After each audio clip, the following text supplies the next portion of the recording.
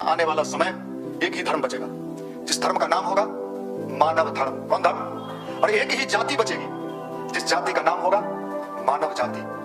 2026 तक बहुत ही महत्वपूर्ण समय है, बहुत इंपॉर्टेंट। इस समय जो भगवान के खेत में बो देगा और 26 के बाद जब उसका रिटर्न मिलना शुरू हो जाएगा तो आप कल्पना नहीं कर सकते हो कि कितना मिलेगा आपको, कितना मिलेगा आपको। सब चीज, कुछ कमी नहीं रहेगी लोग आपके पास।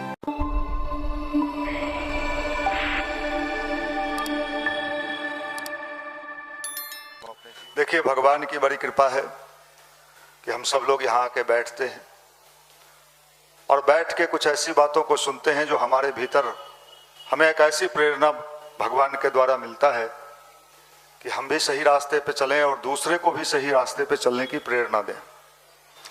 संसार में कहीं ऐसा कोई जगह नहीं है, आप दुनिया में कहीं चले जाइए, इस देश में बड़े बड़े संत महात्मा साधु बैठे हैं, आपके जाने के पहले आपका बैलेंस देखा जाएगा।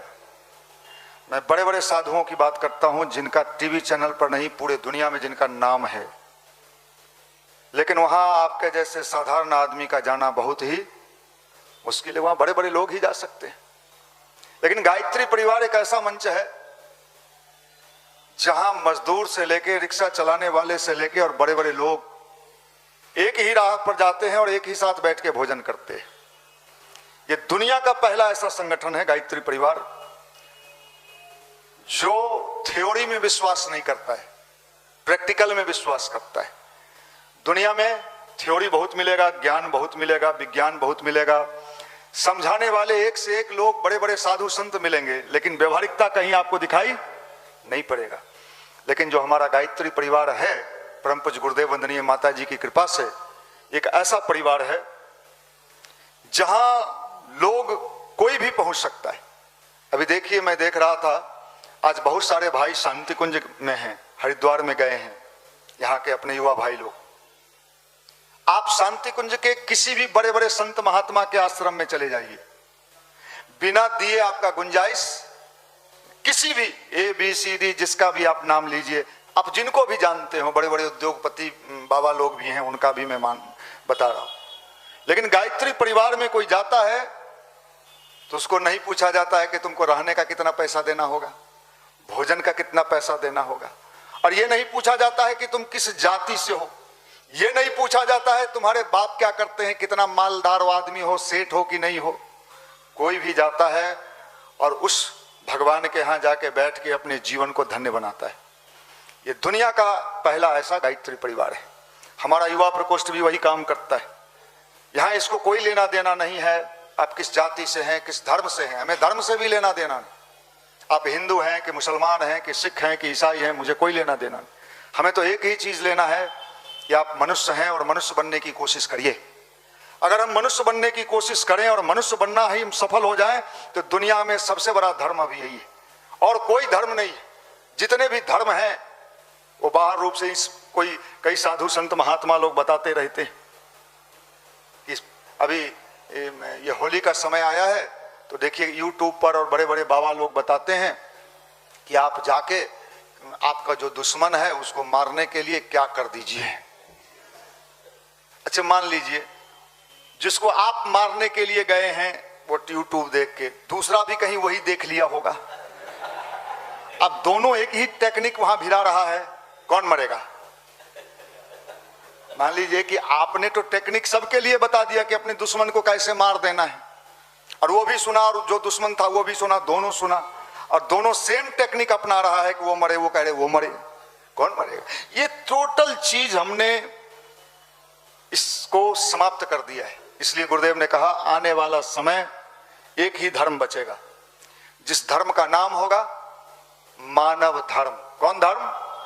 और एक ही जाति बचेगी, जिस जाति का नाम होगा मानव जाति, मानवता की जाति।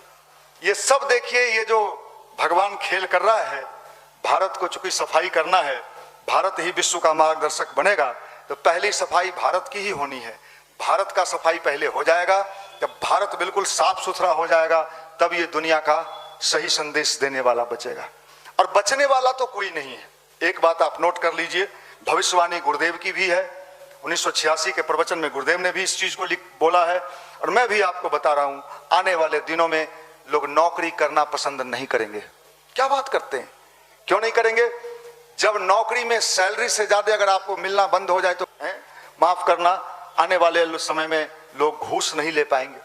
क्या हो रहा है पूछेगा, क्यों नहीं ले पाएंगे? क्या टेक्निक है? टेक्निक ये है भाई, आपसे सीधे सीधे पूछा जाएगा ये जमीन आपने कहां से खरीदा, आपका सोर्सेस ऑफ इनकम क्या है, ये जमीन आपने कहां से परचेज किया, आपका सैलरी कितना था 40,000, बाल बच्चा कैगो 2 गो, पढ़ने में कितना खर्चा हुआ इतना, ये पैसा कहां से आया? अगर आपने नहीं बताया तो आपका जमीन जायदाद सब पाके हो, कोई बचने वाले नहीं। ये साहब, ये गुरुदेव ने कहा कि भारत का भविष्य इतना उज्जवल है कि लोगों को बदलना पड़ेगा, सीधे बदल जाए भला उसी में। इसलिए हम लोग गायत्री मंत्र जपवा रहे हैं कि बुद्धि ठीक कर लो, विचार ठीक कर लो, सोचने का तरीका ठीक कर लो, इच्छा से कर लो, मजबूरी में तो है सबको बदलना पड़ेगा। सीधे उंगली से घी नहीं निकलती है तो लोग क्या करते हैं, टेढ़े उंगली कर लेते हैं। भगवान के पास सारा हथियार है, सारे उपाय हैं। आप देखना धीरे धीरे धीरे धीरे बहुत सारा परिवर्तन होने जा रहा है, बहुत सारा बदलाव होने जा रहा है, बहुत सारे सोच चिंतन और विचार में बदलाव होने जा रहा है। अब जमाना वो नहीं रहने जा रहा है जिस जमाने की हमने कल्पना किया है। नारी सदी गुरुदेव का आश्वासन है, गुरुदेव ने कहा है ना, तो नारी सदी, नारी समझ ले तो नारी, ये सदी का मतलब ये समझती है पुरुष को ठोनकाएंगे। अरे नहीं, ये नहीं है। नारी, नारी मतलब ममता करुणा संवेदना की सदी, प्यार की सदी, ममता की सदी, दूसरे के दुख को देख के दुख का भाव हो जाए, उसका दुख दूर, ये सदी। यहाँ नारी सदी का मतलब लोग क्या लगा लिया, नहीं साहब, नारी सदी का मतलब है पुरुष अगर ये करेगा तो उसको हुमच दिया जाएगा। ये बेचारा अलग से डरा हुआ है कि भाई मेरा क्या होगा, उनका सदी आ जाएगा तो हम लोग कहाँ जाएंगे, धरती पर रहेंगे कि नहीं रहेंगे, चंद्रमा पर तो नहीं जाना पड़ेगा। तो गुरुदेव ने जो नारी सदी की बात कही है वो कही है यही बात। एक बात आप समझ लीजिए, आने वाला समय गुरुदेव ने लिखा है इतना शानदार समय है, घबराना नहीं है कि जमाना खराब आ रहा है। जमाना बहुत अच्छा आ रहा है, बहुत शानदार आ रहा है। ना कोई बड़ा होगा ना कोई छोटा होगा, ना कोई अमीर होगा भी तो उसको अमीरी का कोई घमंड नहीं होगा, सब सामान्य होंगे। और इसका लोगों ने पूछा कि गुरुदेव ऐसा जमाना आएगा तो हम कैसे जानेंगे? तो गुरुदेव ने कहा बेटा कभी शांति कुंज में आके देखना, जहां सारे लोग एक साथ बैठ के भोजन करते हैं, सारे लोग, कोई वहां किसी का नौकर नहीं है, कोई किस जाति, बगल में कौन जाति का बैठा है, इधर कौन, कुछ पता नहीं, लेकिन सब प्रेम व्यवहार से एक दूसरे से मिलते जुलते। तो आप समझ लीजिए एक ऐसा मॉडल गायत्री परिवार में बना दिया गया है। और आपको इसलिए बुलाया गया है कि आप विशिष्ट आत्मा है, जागृत आत्मा है। परिवर्तन के पहले, ये जो परिवर्तन होने वाला है इसके पहले का ये तैयारी चल रहा है। और इस तैयारी में जो लोग साथ देंगे भगवान का, जो लोग भागीदार बनेंगे, जो खाली गायत्री मंत्र जपते रहेंगे, फ्री का हवन करेंगे, हमारे यहाँ पैसा नहीं लगता है हवन करने में, पता है ना, पैसा फ्री में होता है, हवन फ्री, लकड़ी फ्री, पंडित जी फ्री, सब फ्री, खाली जाके डाल देना है, पुण्य बटोर के पॉकेट में लेके घर चले जाना है। नहीं, वो इसलिए है कि आपके अंदर देने का भाव जागृत हो, और ये देने का भाव जागृत हो इसलिए हम यज्ञ करते हैं। यज्ञ के साथ हम क्या बोलते हैं, इदम गायत्री इदम न मम। हम लोग क्या कहते हैं, इदम गायत्री इदम मम, सब हमको दे दीजिए, रेलवे दे दीजिए, बैंक दे दीजिए, सब दे दीजिए, दूसरे का भी हड़प के हम ही खा जाए, कोयला खा जाए, हैं, अलकतरा पी जाए रोड वाला, इंजीनियर बन के, पुल गिरा दें बिहार में इंजीनियर बन के, 10 गो मजदूर मर गया, कोई बात नहीं, मर गया मर गया, हमारा माल बन गया, हम बेटा को मेडिकल में भेज देंगे, माफ करना, ये नहीं चलेगा। भगवान की डांग लगने वाली है और ऊपर वाले की लाठी में आवाज नहीं होता है। लेकिन जब लगता है, मैंने देखा है, जब लगता है तो आदमी तिलमिला जाता है, कहता है मेरे भाग्य को क्या हो गया, तेरे भाग्य को तेरे कर्म ने लेके डुबा दिया, तूने कुछ ऐसा किया। ये समझ लीजिए, तत्काल तो आदमी मजा मार लेता है, तत्काल क्या करता है, खुश होता है कि हमने उसको तकलीफ देके पैसा बटोर लिया, हमने उसकी बेईमानी कर लिया, हमने उसे, आप विश्वास मानो इस प्रकृति में हर चीज का रिटर्न मिलता है, लेकिन समय लगता है। हम लोग हड़बड़ाहट में चाहते हैं कि तुरंत मिल जाए, तुरंत नहीं मिलता है। बीज भी बोने के बाद टाइम लगता है। आम का पौधा लगाते हो तो कितने साल के बाद आम खाते हो, कम से कम 3 साल के बाद। 3-4 साल के बाद उसमें फल आता है, तुरंत नहीं आता है। तो आपने बीज डाला है, किसी का बुराई किया है और आप घबरा जाते हैं कि साहब उसने तो, उसका तो अच्छा होते जा रहा है, उसका भी उसको रिटर्न गिफ्ट मिलने वाला है। ये विज्ञान था हमारे यहां, द एब्सोल्यूट लॉ ऑफ कर्म, द एब्सोल्यूट लॉ ऑफ कर्म, गहना कर्मणो गति, कर्म फल के सिद्धांत। ये साइंटिफिक है, इसको हमारे देश में रिसर्च हुआ था, लेकिन हम घबरा जाते हैं, हम घबरा जाते हैं, हम तुरंत में बेचैन हो जाते हैं कि मेरे साथ वो गलत कर रहा है, उसका गलत नहीं हो रहा है, छोड़ दो, उसका गलत होगा, तुम चिंता क्यों करते हो, तुम परेशान क्यों होते हो। देखो सब चीज का है समय, इंतजार करिए, इंतजार करिए। और इसलिए गायत्री मंत्र जपा जाता है कि कम से कम हम भटकाव में ना चले जाएं, हम कहीं गलत रास्ते पे ना चले जाएं, हमारा जीवन कहीं गलत राह पे ना चला जाए। इसलिए हम गायत्री मंत्र का जप करते हैं। यज्ञ क्यों करते हैं? यज्ञ इसलिए करते हैं, यज्ञ का भी बड़ा साइंटिफिक रीजन है और आध्यात्मिक रीजन भी है। यज्ञ बहुत ही शानदार चीज। यज्ञ करने का मतलब यह होता है कि हमारे अंदर देवत्व का विकास होता है। देवत्व मतलब देवता, देवता, देवता किसको कहते हैं? देने वाला। लेवता, आप देवता हो कि लेवता हो? देवता क्या दे सकता है? देखो आप कहोगे हम क्या दें, हम तो गरीब हैं, हमको तो अपने मम्मी पापा देते हैं तो हम पहनते हैं, नहीं तो कपड़ा भी नहीं है, जींस भी। साहब देने के लिए आपको भगवान ने क्या दिया है? वाणी दिया है। किसी को आत्मबल बढ़ा सकते हो तो बढ़ा दो, ये भी भगवान का काम है। किसी के मन में तकलीफ है, दुख है, कष्ट है, अगर आपके वाणी से, विचार से, चिंतन से, विचार से उसको सहानुभूति मिलता है, उसका मनोबल बनता है, ये भी भगवान का है। इसमें तो कोई पैसा नहीं लग रहा है ना, इसमें भी पैसा लगता है। हमने कितने लोगों को देखा है जो हमारे यहाँ रोते हुए आते हैं, हमारे यहाँ रोते हुए आते हैं और हंसते हुए चले जाते हैं। हमारा काम ही है लोगों को हंसाना। आजकल लोग क्या करते हैं? लोगों को रुलाना। हंसा नहीं पाए तो रुला दिए। माफ करना, आप दूसरों को हंसा के देखो, आप दूसरे के कष्ट को दूर करके देखो, और ये मत सोचो कि इसका रिटर्न की भैया बोले थे कब आएगा, बीज तुरंत खोद खोद के देखे मिला कि नहीं मिला, तो भगवान सोचेंगे ये स्वार्थी है। निस्वार्थ भाव से आप करते चले जाओ, चिंता मत करो। जो बुरे कर्म का भी प्रभाव पड़ता है तो अच्छे कर्म का भी प्रभाव पड़ेगा। हमने युवा मंडल में इसका अनुभव किया है, हमने अनुभव किया है। अगर आप दूसरे को खुश रखोगे तो आप 24 आवर्स खुश रहोगे। आप दुखी करोगे तो आपको भी दुख मिलेगा। इसलिए लोगों को प्रसन्न करिए, उनको सही रास्ता दिखाइए। यही भगवान की अभियान है, यही हनुमान जी का अभियान है, यही माँ दुर्गा का अभियान है, यही गायत्री माता का अभियान है, यही समझ लीजिए गायत्री परिवार का अभियान है। हम इस चीज को जितना जल्दी समझ लेंगे उतना ही जल्दी फायदे में रहेंगे। और ये भगवान गुरुदेव ने कहा, बेटा ये तो बो और काटो का सिद्धांत है, बो और काटो। अगर आप बोइएगा तो काटिए, बोइए काटिए, बोइए काटिए, मिलेगा। इतना मिलेगा कि आप रख नहीं पाएंगे, इतना मिलेगा। देखो साहब, मैं उदाहरण के साथ आपके सामने खड़ा हूं, मैं तो उदाहरण अपना दे रहा हूं, हमेशा देता हूं कि साहब आपके सामने खड़ा है। आप कल्पना करिए, अगर हम भी तो बिहार में जन्म लिए, बिहारी बुद्धि का कमजोर होता है, कमजोर होता है। अगर हमको नहीं मिलता तो हम आपको मुफ्त में ज्ञान क्यों देते? भगवान किसी न किसी रूप में आपकी सारी व्यवस्था पूर्ण करता है। आपका मान सम्मान, अभी देखो साहब मंदिर में दीपक जल रहा है, मैं झूठ नहीं बोलूंगा। देखो साहब, मैं नेता तो नहीं बना, राजनीति में तो नहीं गया और आगे जाने की भी कोई संभावना नहीं है, लेकिन कितने लोग मेरे पास फोन करते हैं। मैं मंदिर में कह रहा हूं कि मेरा टिकट मिलने वाला है, थोड़ा आप भी पैरवी कर देते ऊपर लेवल तक। मुझे कभी कभी हंसी छूटता है कि भगवान, लोग टिकट लेने के लिए लाइन में खड़े हैं मोदी जी के यहाँ कि यहाँ लोकसभा हमको दे दीजिए, वो लोकसभा हमको दे दीजिए, और हमारे यहाँ लगातार ये पैरवी आता है। कल महाराष्ट्र से एक पैरवी आया और बहुत बड़े आदमी ने मेरा पैरवी किया कि मुझे जानकारी है कि आपकी पहुंच बड़ी ऊपर तक है। मैंने कहा किस सोर्स से आपको जानकारी मिला है मुझे पता नहीं, और ऊपर तक है भी तो क्या है बताइए। तो फलाने का टिकट लगभग फाइनल होने वाला है फलाने जिला से, अगर थोड़ा सा आप भी कह देते। अब ये बताओ भगवान क्या कहे? वो कहते थे बेटा तू घबरा मत, तुम्हें टिकट लेने वाले के टीम में नहीं रखेंगे, तुम्हें टिकट देने वाले के टीम में। अब देखो साहब, लोग गवर्नर से पुरस्कार लेते हैं पैसा खर्च करके गवर्नर पुरस्कार देता है तो लोग बड़े खुश होते हैं कि साहब गवर्नर ने हमें पुरस्कार दिया। हमें भी शुरू में याद है कि गवर्नर का पुरस्कार छपता था, कई लोग अपने यहाँ बड़का फोटो लगा लेते थे।